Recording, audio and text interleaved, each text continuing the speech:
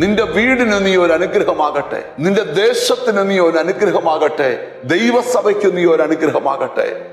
നീ പോകുന്ന എല്ലാ മേഖലയിലും നീ ഒരു അനുഗ്രഹമാകട്ടെ.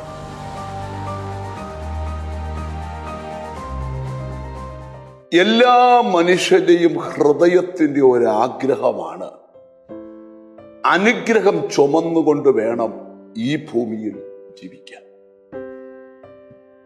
വിശുദ്ധ വേദപുസ്തകം അബ്രഹാം എന്ന് പറയുന്ന ഒരു മനുഷ്യനോട് ദൈവം പറയുന്ന ഉൽപ്പത്തി പുസ്തകം 12-ാം അധ്യായത്തിലെ 2-3 വചനങ്ങളാണ് ഇന്ന് ധ്യാനിക്കാനായിട്ട് പോകുന്നത്.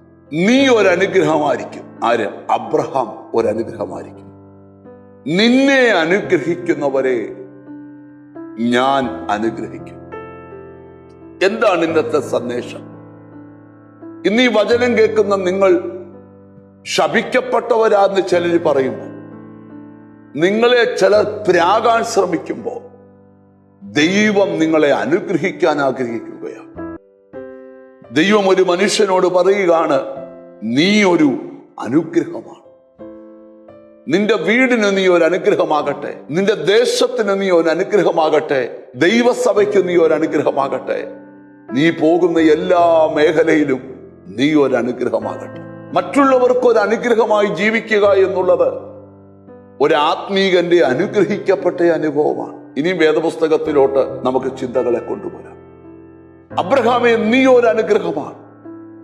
ഇനി നിന്റെ പ്രത്യേകത, നിന്നെ ആരനുഗ്രഹിച്ചാലും ആ അനുഗ്രഹിക്കുന്നവരെ ഞാൻ അനുഗ്രഹിക്കും. ഇനി വചനം കേട്ടുകൊണ്ടിരിക്കുമ്പോൾ ശാപവാക്കുകൾ പറയുന്ന ആരെങ്കിലും ഉണ്ടെങ്കിൽ, മറ്റുള്ളവരെ പ്രാകുന്ന ആരെങ്കിലും ഉണ്ടെങ്കിൽ, ഇന്ന് നിങ്ങളുടെ സ്വഭാവ രൂപീകരണം നിങ്ങളിൽ ഉണ്ടാകും.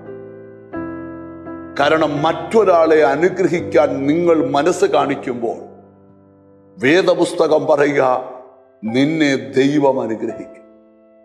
ഭർത്താവിനോട് ഞാൻ പറയുക, ഭാര്യയെ അനുഗ്രഹിക്കണം. ഭാര്യയോട് ഞാൻ പറയുക, ഭർത്താവിനെ അനുഗ്രഹിക്കണം.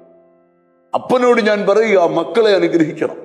സ്തോത്രം. നിങ്ങൾ ആരെയെല്ലാം അനുഗ്രഹിക്കുന്നുണ്ടോ അവരെല്ലാം ഭൂമിയിൽ അനുഗ്രഹം അനുഭവിക്കപ്പെട്ടിരിക്കും. ഇന്ന് രാവിലെ നിങ്ങൾ ആഗ്രഹിക്കുന്നുണ്ടോ നിങ്ങളെ ആരെങ്കിലും അനുഗ്രഹിക്കണമെന്ന്?